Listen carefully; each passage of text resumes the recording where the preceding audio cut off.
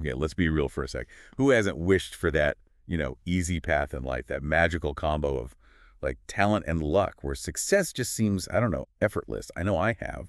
But then I found Carol Dweck's mindset, and it's seriously like changed how I think about success and failure. So we're doing a deep dive into some excerpts from her book today, and trust me, you're going to want to grab a pen and paper for this one. What's so cool about Dweck's work is how she takes this, kind of abstract idea of mindset and shows how much it impacts our choices, our reactions, basically our achievements. It's really eye-opening. Yeah. And it all started with this simple experiment, just kids and puzzles. Picture this.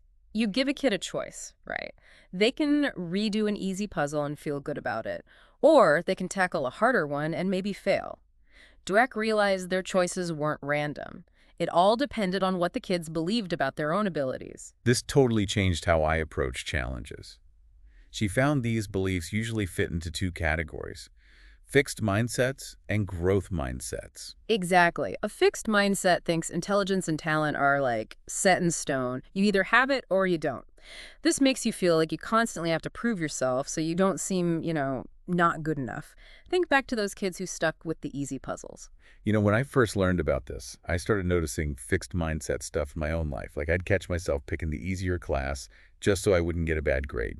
Anyone else? It's super common, especially in places where, achievement is a big deal. But here's the catch. This whole fear of failure, this need to always look smart, it can actually make the thing you're afraid of happen. By avoiding challenges, we're actually limiting our chances to grow and get better. Which brings us to the growth mindset. With a growth mindset, you see your abilities as something you can develop. It's like exercising a muscle. The more you use it, the stronger it gets. Challenges become exciting opportunities to learn and get better. And setbacks, well, they're just part of the journey. Take a second to think about this. Which mindset feels more familiar to you? No need to answer out loud, just think about it. It's a huge first step to understanding how your beliefs might be shaping your experiences.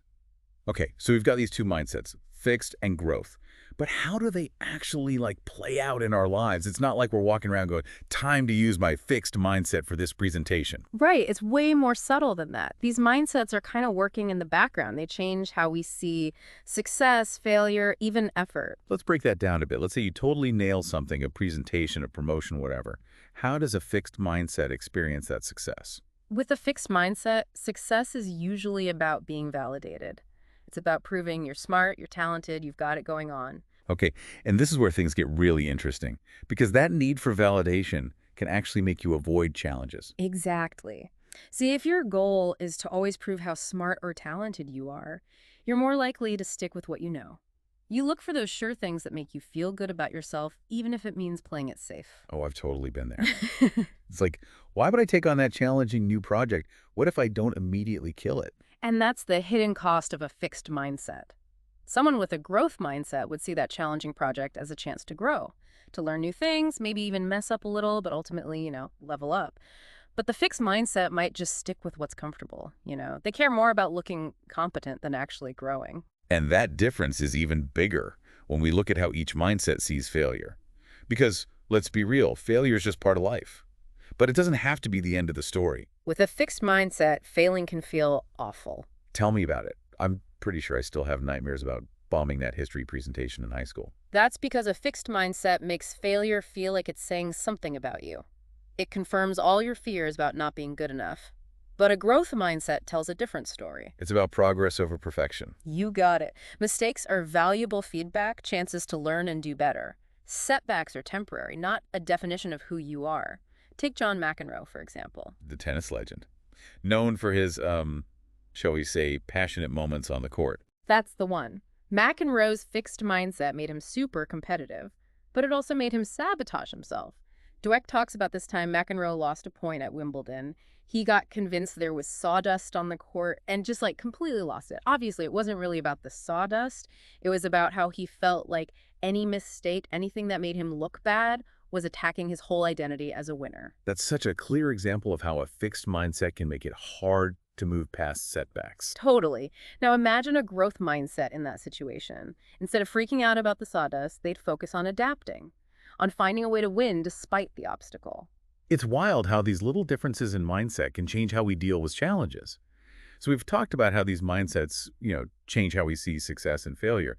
But what about effort? Isn't that supposed to be like the big secret to achieving stuff? It is. But even effort, yeah, even effort gets filtered through these mindsets, and it's really telling. Okay, because I feel like the common thing, especially with a fixed mindset, Yeah, is that if you have to try really hard, it means you're not naturally good at it. you got it. With a fixed mindset, effort can feel like, I don't know, like a consolation prize. Yeah. For the people who weren't like born gifted, Dweck found that students who thought intelligence was fixed, they actually put in less effort after they messed up. It's like they thought, why bother trying if I've already hit my limit? They saw effort as a weakness, not a way to grow. Wow. Talk about a recipe for getting stuck. But a growth mindset totally changes how we see effort, Right. right? Absolutely. A growth mindset sees effort as the engine of growth. It's not something to avoid, it's the key to unlocking your potential. Think about it. Even the most talented people, athletes, musicians, artists, whoever, they still practice for hours and hours to get better. It's that dedication, that, constant drive to improve. That's what makes them truly great. It's like that saying, hard work beats talent when talent doesn't work hard. Exactly. And Dweck talks about this violinist, Nadja Salerno Sonnenberg. Didn't she go to Juilliard? Yeah, she did. And she was like a prodigy. But when she got to Juilliard, she hit a wall. She had some technical stuff to work on in her playing, but she refused to fix it because she didn't want to look bad. Like, she didn't want to have to put in the effort to get better. Oh, wow. I can see how that fixed mindset held her back. It did, until her teacher basically said, shape up or ship out. Faced with that, Nadja finally embraced the hard work. She put in the effort, improved her technique, and went on to have this amazing career. Her story just shows how even with natural talent, a fixed mindset can stop you from growing. So it's not talent versus effort. Yeah. It's realizing that effort is what makes talent even better. Now you're getting it. This has been such an insightful deep dive, I gotta say. So to wrap things up, let's bring it back to our listeners. If you've been relating to these fixed mindset examples today, you might be thinking, can I even change my mindset? And the answer, thankfully, is yes. Absolutely. Mindsets are beliefs, and we can change our beliefs. It starts with noticing it. Pay attention to when you're shying away from a challenge, or when you want to write off a failure as proof that you're not good enough. That's your fixed mindset talk. And in those moments, what can our listeners do? Challenge those thoughts. Remind yourself that you're not stuck where you are. Embrace the power of yet. You haven't mastered that skill yet. You haven't reached your full potential yet. I love that. Yet means growth and progress are always possible. It changes your thinking from, I can't do this, to I can't do this yet. That's it. And that small change in perspective can make a huge difference. So as we wrap up this deep dive into mindset, here's something to think about. Dweck's work shows how powerful a growth mindset can be. Yeah. But are there times when a fixed mindset might actually be helpful?